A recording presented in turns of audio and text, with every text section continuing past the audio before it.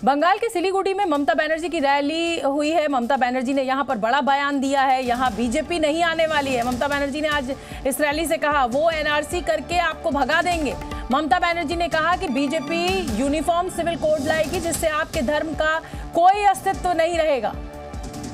तो कुल मिलाकर आज ममता बनर्जी ने बीजेपी के ऊपर यूसीसी और एनआरसी को लेकर हमला बोला। सुनिए।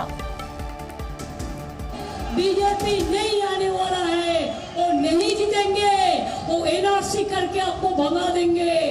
वो यूनिफॉर्म सिविल कोड किया है जिसमें आपका धर्म का कोई अस्तित्व नहीं रहेगा, खाने पीने का नहीं रहेगा, आपका कोई आइडेंटिटी नहीं रहेगा। क्या कर दिया, आपको अधिकार छीन लेगा, कोई चुनाव और हिंदुस्तान में नहीं होगा। इसी के लिए अगर देश को बचाने चाहते हो तो आप लोग जरूर एक वोट तृणमूल कांग्रेस को जोड़ा फूल को देने के लिए। हिंदुस्तान में पूरा जितना भी हमारा पार्टी है, दोस्त का पार्टी है, उसको साथ मिलके हम लोग गवर्नमेंट बनाएंगे। लेकिन बंगाल में Trinamool Congress is the only party who is fighting battle against BJP. तो समित सेन गुप्ता का मैं रुख करना चाहूंगी। जी न्यूज संवाददाता मेरे साथ लाइव जुड़ रहे हैं। समित, देखिए अब जाहिर सी बात है 19 अप्रैल को पहले चरण का मतदान है। उधर प्रधानमंत्री नरेंद्र मोदी ने आज हमला बोला ममता बनर्जी के ऊपर, और ममता बनर्जी भी पीछे नहीं रही। यूसीसी और एनआरसी का जिक्र कर आज उन्होंने भी बीजेपी के ऊपर जमकर हमला बोला। तो मुझे लगता है कि अब ये जो ध्रुवीकरण की कोशिश है दोनों ही दलों की, वो आगे बढ़ती हुई दिखाई दे रही है, लेकिन नतीजा एंड में जो है वो वोटर का होगा।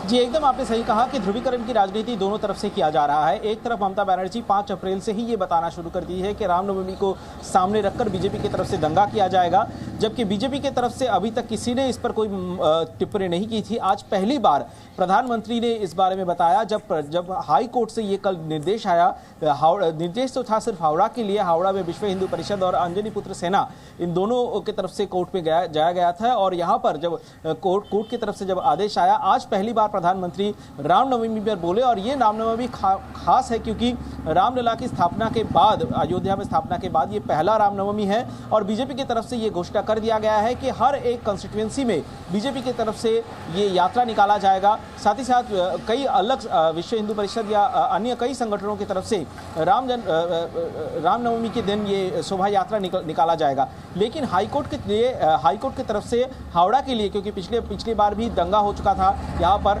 और हम जानते हैं कि एनआईए की तरफ से भी एक जांच किया जा रहा है। पिछली बार जो दंगा हुआ था, अभी तक एनआईए ने उस मामले में 27 लोगों को गिरफ्तार कर लिया है। कुल मिला के हावड़ा या हुगली के मामले में ये एक तनाव का माहौल है, और पुलिस को भी निर्देश दिया गया है कि अगर पुलिस से नहीं हो सकता है तो ज़रूरत पड़ने पर सेंट्रल फोर्स भी वो ला सकते हैं। कोर्ट ने ऐसा दिशा निर्देश दिया है। क्योंकि कोर्ट ने, हाई कोर्ट का ये दिशा निर्देश है, तो इसको ही सामने रखकर पूरे राज्य में कहीं पर भी अगर रामनवमी, जो सूत्रों से पता चल रहा है कि सरकार की तरफ से ऐसी प्लानिंग हो रही है कि हाई कोर्ट के इस ऑर्डर को ही सामने रखकर राज्य के हर जगह पे कहीं पे भी अगर रामनवमी की जुलूस निकले तो वो 200 लोगों के भीतर ही हो। लेकिन कोर्ट ने वहां पर यह भी बताया कि अगर 200 से ज्यादा भक्त वहां पर शामिल होते हैं तो जो ऑर्गेनाइज करते हैं उनके तरफ से 5 लोग रहेंगे जो पूरा कंट्रोल करेंगे। बिल्कुल जाहिर सी बात है, लॉ एंड ऑर्डर संभालना ये स्टेट का काम है, और ऐसे में ममता बनर्जी पहले ही ये आशंका जता चुकी है कि रामनवमी के जुलूस में माहौल खराब करने की कोशिश की जा सकती है। हालांकि ये सीधा सीधा आरोप उन्होंने बीजेपी के ऊपर लगाया। बने रहिए समित, और चलिए अपने दर्शकों को सुनवा देते हैं कि ममता बनर्जी ने क्या कुछ कहा था रामनवमी को लेकर। আর একটা কথা বলি, দাঙ্গাও করতে পারে, দাঙ্গা করার জন্য রেডি হয়ে আছে। প্লিজ দয়া করে কেউ দাঙ্গায় যাবেন না। আপনাকে যদি গালিও দেয়, আমি কি বলতে চাইছি আপনারা বুঝতে পারছেন? কারণ আপনাদের এখানকার যিনি প্রার্থী, তিনি বোয়া কলমে একজন বড় গুন্ডা সর্দার।